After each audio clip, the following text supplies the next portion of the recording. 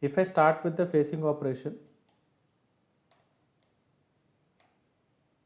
let me select the manufacturing program. If you see the tool direction, it is like this. So we have to make sure that the Z axis is our tool axis. So there are different tabs here. Once I select this for the direction, I can select automatically the Z axis. So the tool has been incorporated as per the machining axis. And selection of the top surface. What is the final top surface which I need to machine? Let me hide the rough stock. This is my top surface. Automatically the boundary has been taken. But if you observe the rough stock, the boundary of the machining is happening only till the rough design stock boundary. But I want the machining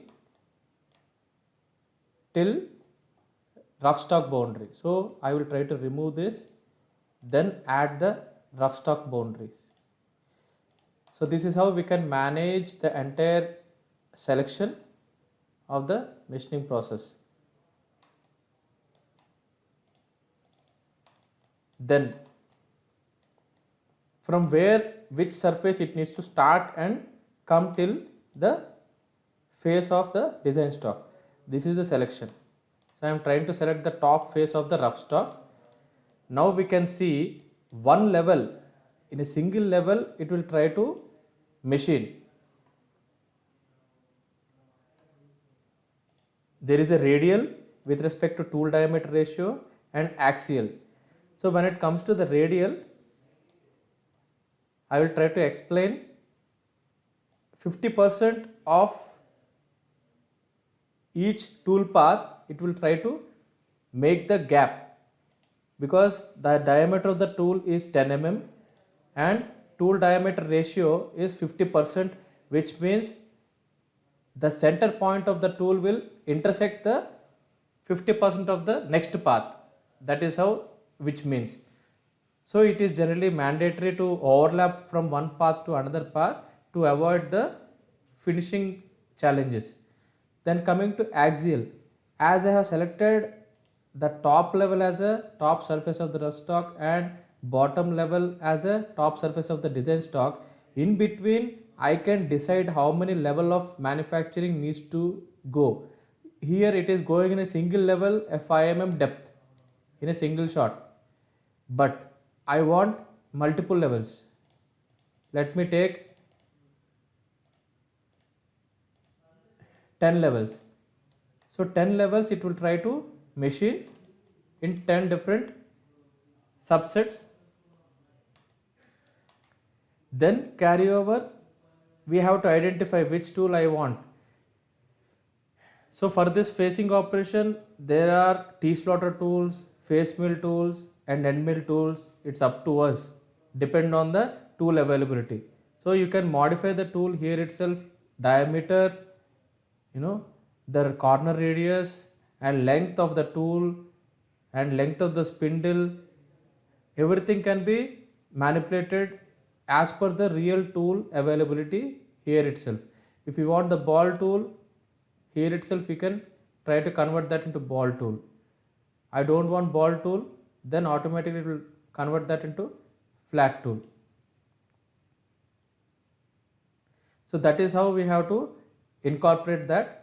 Then later, approach and retract. When it goes to the approach and retract, I will show you if I don't define the approach and retract. Generally, I will give 10 mm approach and 10 mm retract. Example, the tool starting point, as you have seen, that tool starting point will come towards the workpiece and will stop somewhere 10 mm height. As per the approach speed 300 mm per minute you have given, it will try to approach that speed towards the material. Otherwise it is a challenge that it might collide and break the tool or disturb the workpiece as well. Similarly, while retracting, while removing the, suppose the 10 levels you have done the machining, you are here on the workspace, on the design stock place, then it has to retract. Slowly it has to retract with 300 mm per minute and go to the starting point. That is how the definition of this approach and retract with respect to feeds are linked to it and validate accordingly. So just once I try to play here, I will simulate it. If you see, there are 10 levels, and for each level there is an approach and there is a retract. So approach and retract plays a key role here when I given 10 mm. Example, let me show you. If I remove this approach and retract, let me deactivate and simulate it. If you observe here, there is no 10 mm height, and automatically the tool is coming over here and touching the workpiece, which is very dangerous. So that is why that approach and retract will play a key role for a machine. Then I will show you one more thing. Let me take this number of levels as 1 and simulate it. If you see, directly it is coming here with 10 mm approach and going towards material and drilling in a single shot 5 mm depth. Again, it's a dangerous for it.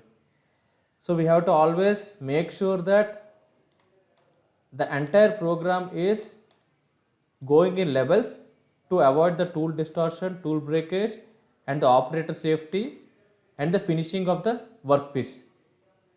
So that is where we have to validate each and every time. This digital validation, which really helps us how the real tool is behaving and how the workpiece we are validating with respect to finishing processes.